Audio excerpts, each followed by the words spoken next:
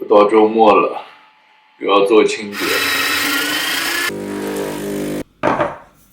这牛怎么在这里着车啊？还好不是我的车。打工人的周末真是太苦了，这么多家务要做，买饭、做菜，还有做清洁。我前几周自己家里这个乱的我都看不下去了，于是打开我那个半自动的拖地机，准备大干一场。结果一打开发现居然坏了，然后呢我就拿着它赶快跑到了他们的这个维修点。结果我记得这机器200-300刀的机器，它修一下就要收我130，而且还不保证修好。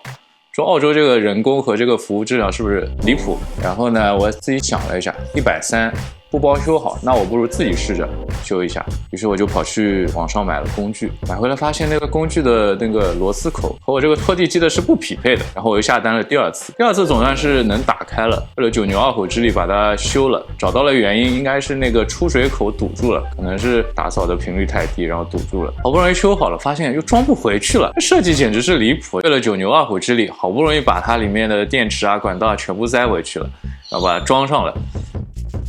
但是当我打开想用的时候，发现好像装的不太对劲。哎，我说到这，我给大家看看我这个装成什么样了。来看一下现在它是个什么状态啊？就是这个灰，我把这拆了吧。就是这个灰的橡胶，它不该在外面装完就装成这个样子，所以就用不了。一开机它就用个1分钟，它就自己断电了。所以为了完成家里的清洁重任，我又不得不买了台新的卡赫拖地机。这次我还选择了个更加高级的版本 FC7。大家伙，把它拆了。其实这个也已经到了好几天了，但是一直没空拆啊，因为想着拆了我就得做清洁了，没理由不做了，所以就好不容易拖了这么久，实在是拖不下去了。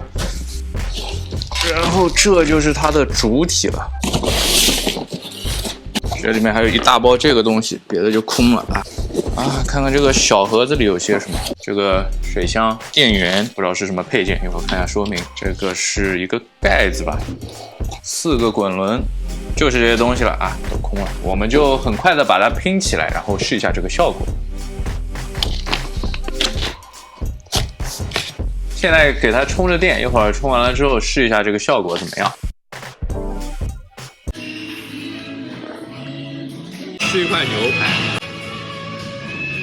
煮一下，开机了，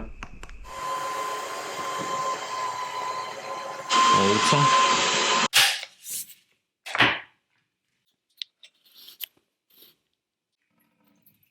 天都黑了，清洁终于是做完了。讲一下这个 FC7的感受，这个吸拖一体确实是比较方便，一遍等于就搞定了。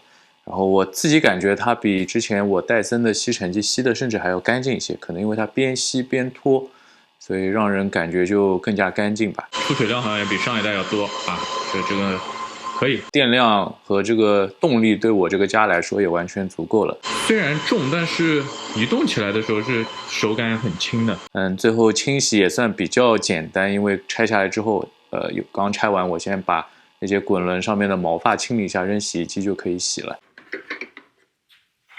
全是头发，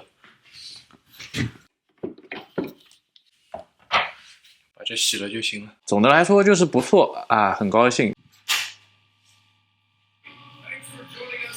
你不把拖把拿去洗了吗？